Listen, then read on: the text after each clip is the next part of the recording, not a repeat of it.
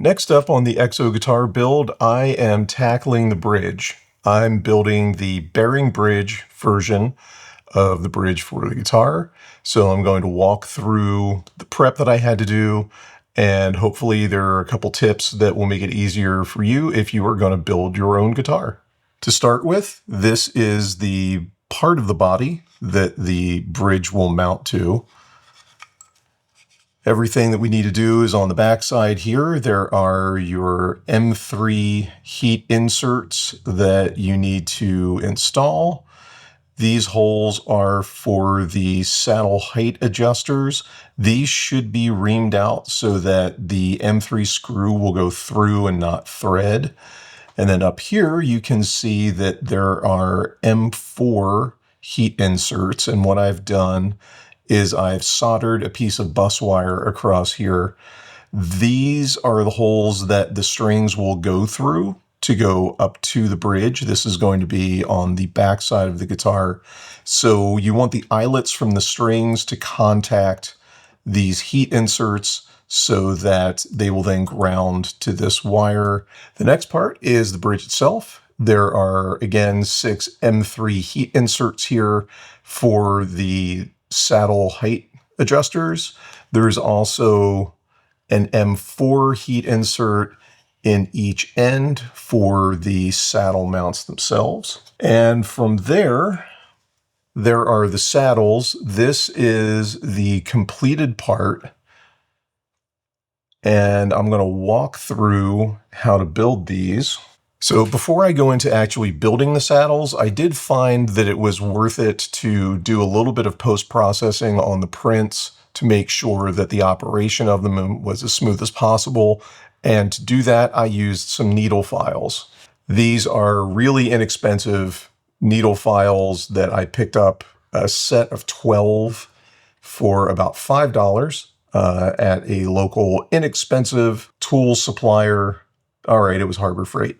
So these are nothing to write home about. $5 for the set. These are fine. They're not great, but I'm only filing plastic. If you want these to be able to file metal or do any kind of precision work, I would highly recommend you spending decent money for real tools, but these were fine for this. So let's take a look at the parts of the saddles and how they go together.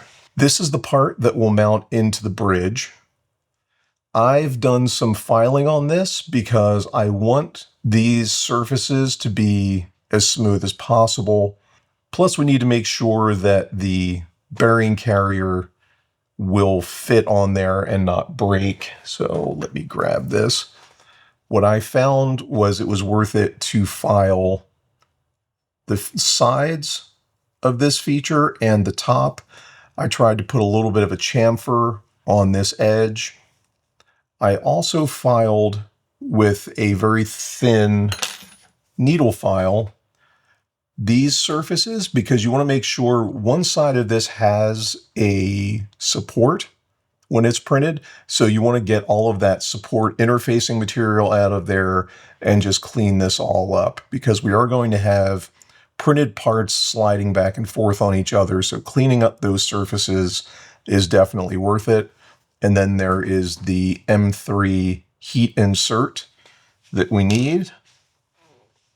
This is the bearing carrier. I found a little bit of deburring.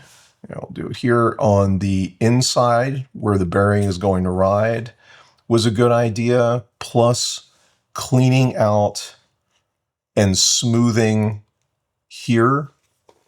Try and get even closer. So don't remove too much material here because this is a pretty thin feature, but just smooth this out is definitely worth the work. The other thing that was really important is you're going to have a socket head screw that fits in here. And you're going to want to be very careful when you put that screw in because I'll show you from the side. As this screw is sliding in, that is a perfect wedge in between the top of this surface and that cavity, and layer lines are running this way. So that's a perfect way to snap this piece off. Ask me how I know. So it's definitely worth it to take the round needle file and clearance out a little bit where that screw head is going to go so that it will slide in without any resistance. And what I did was treat these pieces like a matched set. So once I got this piece filed and this cleaned out and got a fit that I liked, I always made sure that I kept them together because there's always potential variations between the parts that you don't want to really mix and match. So I just did one pair of these at a time and put them together. So here's how you do that. The first step here is you have to take your screw, and that goes in and will seat in that pocket. Then we're going to take the that is really tiny. Going to take the V-groove bearing that goes in, and you want, come on, focus. You want to line that hole up. Then you're going to take the M3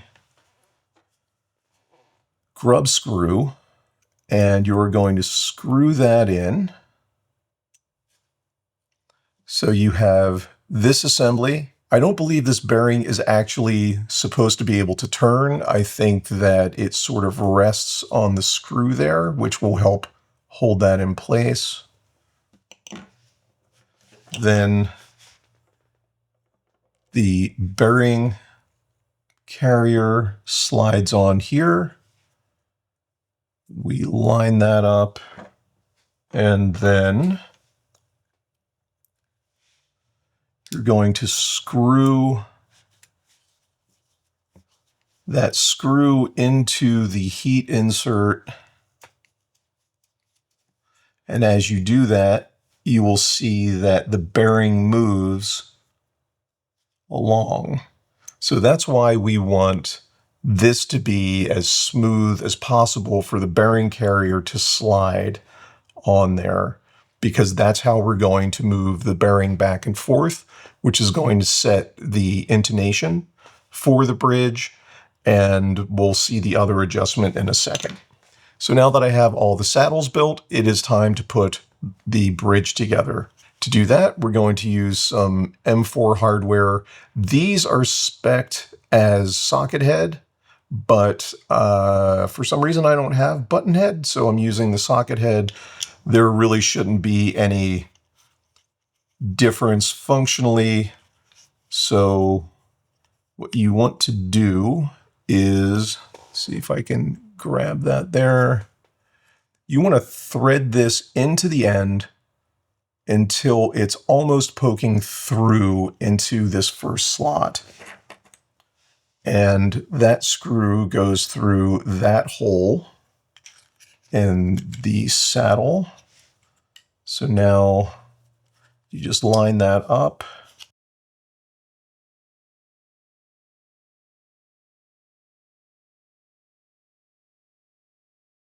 And these don't need to be tightened down very much at all. Just get that a little snugged. So there's one side done. Now I'm just going to flip it over and repeat.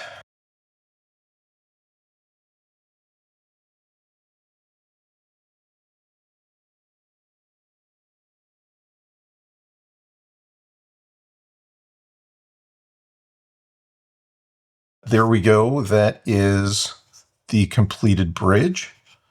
And for the next step, we can take all of these and just flip them up. And now we can get to everything under here that we're going to need to attach it to this part. That is going to sit in there.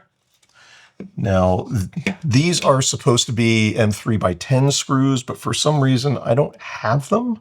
So I am using M3x8. I'll swap them out for the right size later. For the time being, they have enough grab to do the assembly. And now these go in those spots where there's a recess for the head. like so. So I'll just start getting this attached.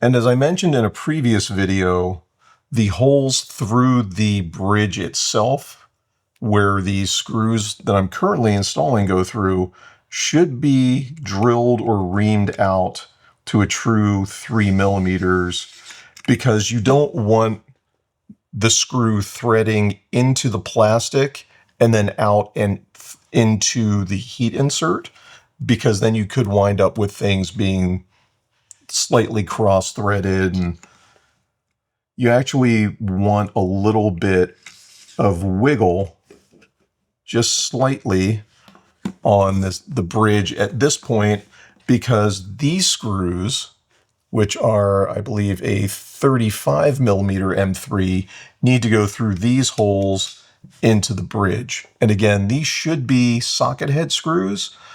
I don't think it's terribly bad for these to be button head. The other thing that I like is the button head M3s that are used, if I use these here, as well as on the saddle adjustments here, means I can adjust both the intonation and the saddle height with the same Allen key.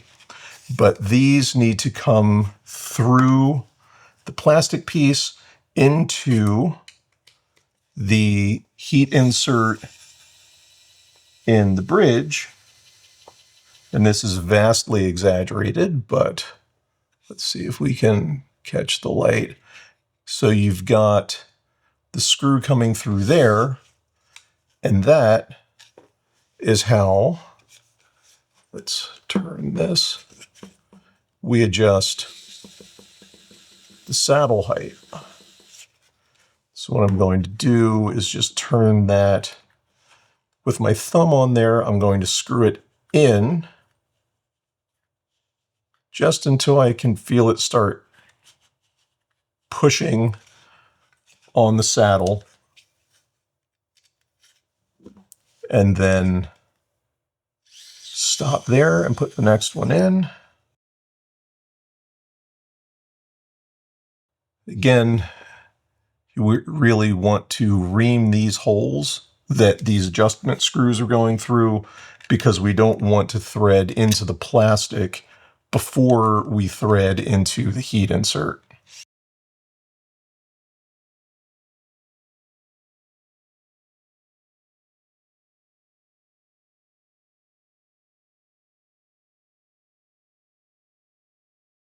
So there you have it. The bearing bridge is pretty much done. From here, I have to finish the neck and then the last bits of assembly and wiring, and then we'll see where we are. So I hope you've enjoyed this. If you're building an ExoGuitar, I hope this was helpful, and I look forward to bringing you the next part of this build soon.